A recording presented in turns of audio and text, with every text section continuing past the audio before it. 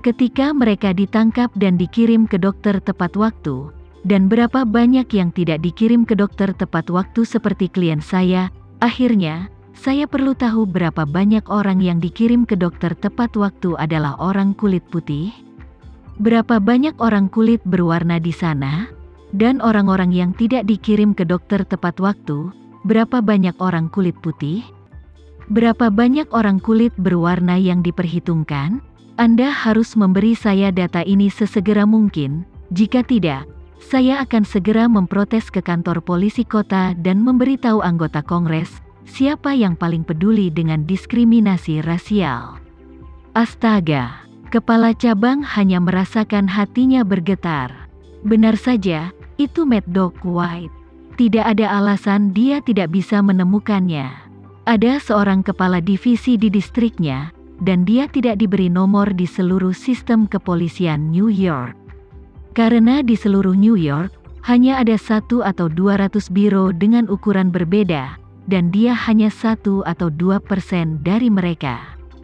Tapi Anthony berbeda. Anthony adalah salah satu pengacara top di New York, tidak ada larangan. Ini adalah seluruh piramida pengacara di New York.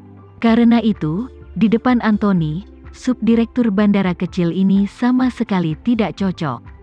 Tepat ketika kepala sub tidak tahu apa yang harus dilakukan, seorang petugas polisi berlari dan berkata dengan terengah-engah, "Kepala, ada berita dari Departemen Kepolisian Kota. Orang-orang dari CNN dan New York Times akan datang untuk wawancara nanti.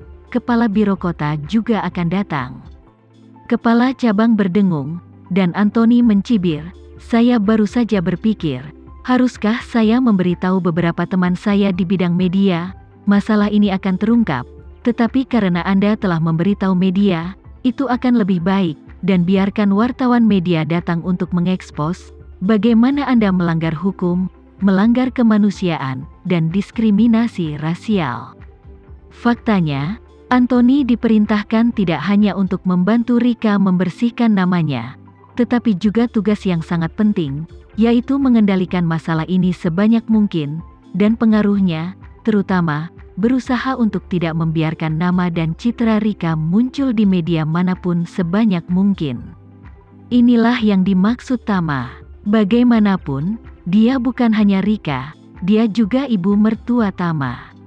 Bahkan jika masalah ini diselesaikan pada akhirnya, Tama tidak ingin orang lain tahu bahwa ibu mertuanya terlibat dalam penipuan konyol seperti itu. Di satu sisi, dia benar-benar tidak mampu kehilangan orang ini. Di sisi lain, jika masalah ini menjadi terlalu besar, Rika menjadi terkenal di tingkat internasional, dan sebagai menantunya, dia mungkin digali oleh mereka yang peduli. Oleh karena itu, permintaan Tama adalah untuk menyelesaikannya dengan cara yang sederhana, dan tidak melakukan terlalu banyak tindakan. Alasan mengapa Anthony mengatakan itu adalah untuk menyerang daripada bertahan. Orang seperti dia tahu bahwa dia tidak akan pernah membiarkan lawannya mengetahui tuntutannya yang sebenarnya. Begitu lawannya tahu bahwa dia tidak ingin masalah ini terungkap, maka lawan pasti akan menggunakan hal ini untuk menguji garis bawahnya. Jadi daripada melakukan ini, lebih baik melakukan serangan balik dan bertahan, dan mengambil inisiatif untuk meminta masalah ini terungkap. Cara Anthony benar-benar berhasil. Ketika subdirektur mendengar ini, dia buru-buru memohon, "Tuan Zack, jangan marah. Pasti ada kesalahpahaman dalam masalah ini. Kami akan melakukan yang terbaik untuk menyelesaikannya. Jika tidak, bagaimana menurut Anda? Pertama-tama kami akan mengatur agar klien Anda pergi ke rumah sakit untuk perawatan, dan untuk interogasi dan transkrip, kami akan menyimpannya nanti untuk memastikan keamanan hidup klien Anda, kesehatan fisik dan mental." Anthony mencibir, "Ini agak tidak pantas, bukan? Jadi media sangat menantikannya. Apakah Anda tidak membiarkan mereka melihat klien? Saya berharap orang-orang di Amerika Serikat dapat melihat, melalui media, klien saya diserang oleh Anda. Bagaimana rasanya ditangkap dengan tulang rusuk patah?" Kepala cabang berkata dengan wajah sedih, "Tuan Zack, Anda tidak bisa mengatakan itu. orang-orang kami tidak pernah memukul klien Anda. Anthony bertanya, lalu bagaimana tulang rusuk klien saya patah? Jika Anda tidak ingin masalah ini menjadi heboh di depan media, bukan tidak mungkin, tapi kamu harus menjanjikan beberapa syarat. Kepala cabang berkata dengan tulus, Tuan Zack, tolong katakan apa syaratnya. Anthony berkata dengan dingin, pertama-tama Anda harus segera memberikan video pengawal multisudut. Saya ingin melihat video pengawal setiap polisi di tempat kejadian. Tidak masalah, tidak masalah. Subdirektur setuju tanpa ragu-ragu. Begitu masalahnya menjadi besar, isi perekam tidak hanya akan diserahkan kepada Anthony, tetapi bahkan mungkin diekspos oleh stasiun TV. Karena itu, dalam hal ini, bagaimana dia berani menolak permintaan Anthony? Anthony melanjutkan, selain itu, data yang baru saja saya minta untuk Anda tunjukkan, yaitu, kasus yang Anda tangani dalam situasi yang sama dalam beberapa tahun terakhir. Kamu harus memberikannya kepada asistenku sebelum jam 10 malam ini. Baik, meskipun subdirektur enggan, dia hanya bisa mengertakkan gigi dan setuju saat ini. Dia sangat menyadari kekuatan Anthony, yang berurusan dengan masyarakat kelas atas setiap hari, dan sangat akrab dengan para taipan media itu. Begitu dia ingin membuat keributan tentang diskriminasi rasial, maka masalah ini tidak akan luput dari apapun, dan apakah kasus tersebut diberikan atau tidak akan mempengaruhi topi diskriminasi rasial. Jadi untuk saat ini, dia hanya bisa menstabilkan Anthony dulu, asalkan dia berjanji untuk tidak mengumumkannya ke media untuk saat ini, maka masih ada cara untuk menengahi masalah ini. Anthony memandang Rika saat ini, dan berkata dengan sangat hormat dalam bahasa Indonesia, Nyonya Rika, saya minta maaf, saya terlambat, dan Anda telah diperlakukan dengan buruk. Sejak dia ditangkap, tidak ada yang memberi Rika wajah yang baik. Cedera dan ketakutan telah menyebabkan dampak negatif yang besar pada tubuh dan pikirannya. Melihat Anthony berbicara dengannya dengan sangat hormat sekarang, dia menangis karena kegembiraan.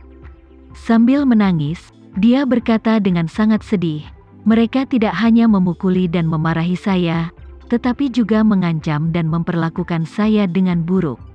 Saya telah mengatakan kepada mereka berkali-kali bahwa saya ditipu, dan saya tidak tahu barang-barang di dalam koper sama sekali. Apa isinya, tapi mereka masih sangat tidak sabar dengan saya, seperti aku seorang penjahat. Ini benar-benar berlebihan. Mendengar ini, subdirektur di samping membeku, dan segera menegur, kalian bodoh sekali. Mengapa kamu tidak mengirim Nyonya Rika ke rumah sakit tepat waktu? Mengapa kamu menginterogasinya ketika kamu tahu dia terluka? Selain itu, mengapa dia terluka? Siapa yang melakukannya? Keluarlah dan katakan padaku dengan jelas. Kerumunan begitu gugup sehingga mereka tidak tahu bagaimana menjawab, jadi mereka hanya bisa melihat Jonathan yang ada di samping. Melihat ini, Jonathan hanya bisa maju ke depan dengan panik, dan berkata dengan ragu-ragu, Direktur, ya, saya tidak sengaja meremukkan tulang rusuk Nyonya Rika. Saat itu dia melawan, ini untuk menjalankan misi. Anthony berkata dengan tajam saat ini, kamu terlihat sangat kuat, dan klienku hanyalah seorang wanita tua yang lemah. Berat Anda setidaknya 2 kali berat klien saya. Saya percaya bahwa jika Anda hanya ingin menaklukkan klien saya, sangat mudah, tidak perlu meremukkan tulang rusuknya sama sekali. Keringat dingin Jonathan langsung mengalir di pipinya, dan dia tidak tahu bagaimana membenarkan dirinya di hadapan pertanyaan Anthony. Anthony tidak menatapnya lagi saat ini, tetapi melihat kepala cabang di samping, dan berkata dengan dingin, sebelum Anda menyerahkan bukti kepada asisten saya harap Anda dapat menangguhkan orang ini untuk penyelidikan. Tubuh klien saya telah mengalami begitu banyak kerusakan, dan mengalami segala macam perlakuan yang tidak setara, termasuk diskriminasi rasial. Dia pasti akan lebih pasif saat itu. Begitu subdirektur mendengar ini, dia langsung tahu apa yang terjadi hari ini. Jika Jonathan tidak dibuang, Anthony tidak akan bisa melepaskannya. Dan bahkan jika Jonathan dibuang sebagai kambing hitam, dengan gaya akting Anthony yang biasa.